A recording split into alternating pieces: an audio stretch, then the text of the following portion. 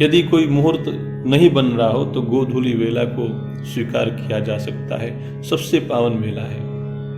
यह विवाह का ऐसा लग्न है, ऐसा मुहूर्त है जो कोई भी स्वीकार कर सकता है। उपरोहित ही कहे हो नर नाहा, अब विलंब कर कारनु काहा।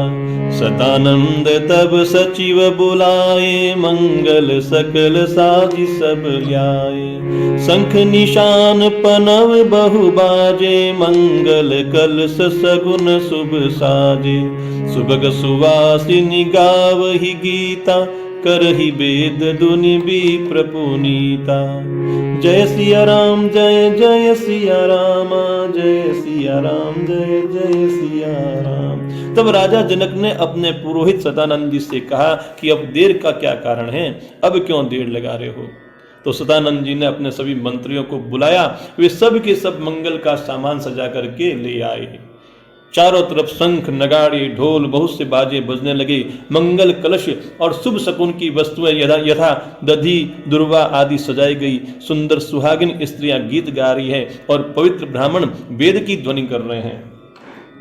लेन चले सादर यही भांति, गए जहां जनवास बराती।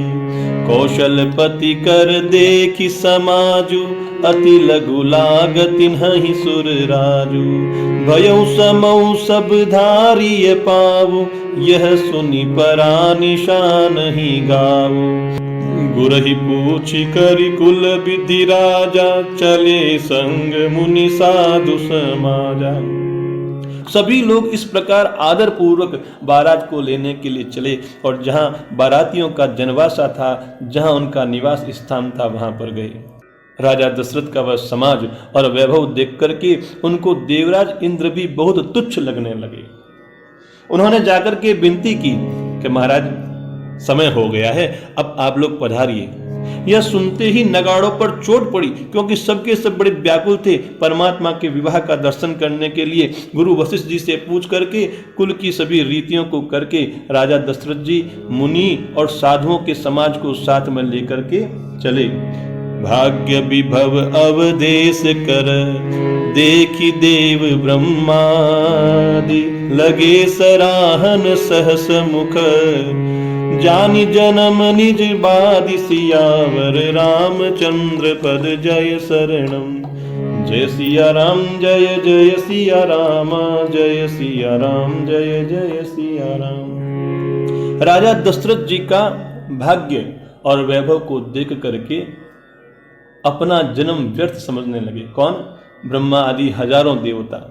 वह उनके भाग्य की सराहना नहीं कर पा रहे हैं। सुरन सुमंगल अवसरु जाना, बरसहि सुमन बजाय निशाना।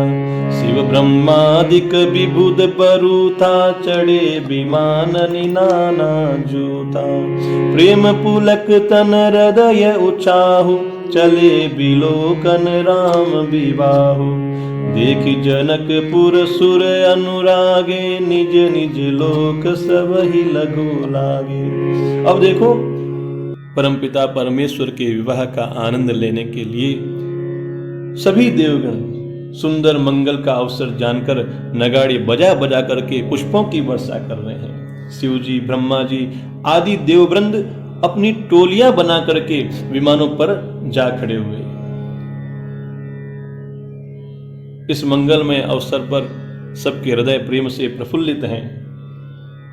हृदय में अत्यंत उत्साह है। श्री रघुनाथ जी महाराज का विवाह देखने के लिए चले हैं तो जनकपुर को देख करके देवता इतने अनुरक्त हो गए कि उन सबको अपने अपने लोक जो है वह तुच्छ लगने लगे। यह जनकपुरी की शोभा है, जहां जगत जननी मां जानकी अष्ट सिद्धियों के साथ विराजमान है।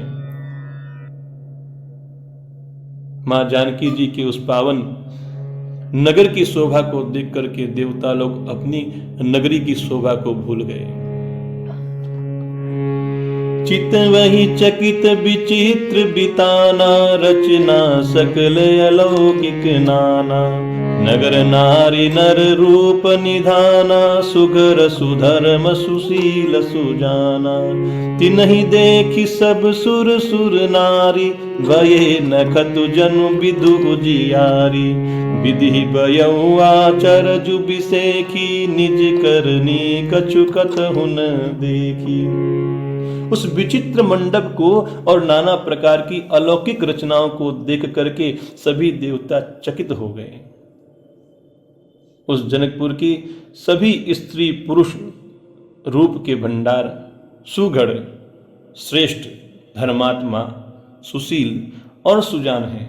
उन्हें देख करके सभी देवता और देवांगनाएं ऐसे प्रभावहीन हो गई जैसे चंद्रमा के उजियाले में तारागणों का प्रकाश फीका पड़ जाता है। ब्रह्मा जी को विशेष आश्चर्य हुआ, क्योंकि वहां उन्होंने अपनी कोई भी रचना नहीं देखी। देखो कितनी विशेष बात है कि उस विवाह में ब्रह्मा जी ने अपनी कोई भी रचना नहीं देखी, क्योंकि ब्रह्मा जी को लगा ऐसा सुंदर रचना तो मैं कर ही नहीं सकता। तो ब्रह्मा जी को विशेष आश्चर्य हुआ कि यहाँ इतने सुंदर सुंदर सभी लोग हैं, उन सब की रचना तो मेरे द्वारा नहीं की गई है। तो भगवान शंकर ने सभी देवताओं को समझाया। क्या कहा? तो शिव समुझाए देव सब, जनियाचर जुबुलाहु। हृदय विचारहु धीर धरी, सिय रघुबीर बीवाह।